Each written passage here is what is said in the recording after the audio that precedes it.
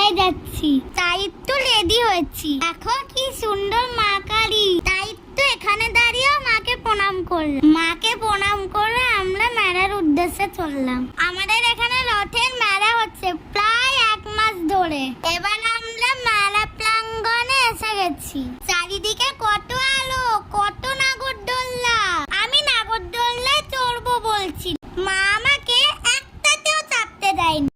অবশ্য আমি তো ভয়ও পাই, চারিদিকে কত কাদা ছিল, তাই আমরা এক জায়গায় দাঁড়িয়ে দেখছিলাম।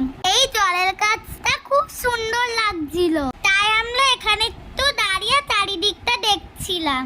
তারপর আমরা চলে এলাম মেলার ভেতরে। চারিদিকে কত দোকান, সাজের দোকান, খেলনার দোকান, খাবারের দোকান, জামা কাপড়ের দোকান, আরো কত দোকান বসেছে। চারিদিকে প্রচুর ভিড় ছিল।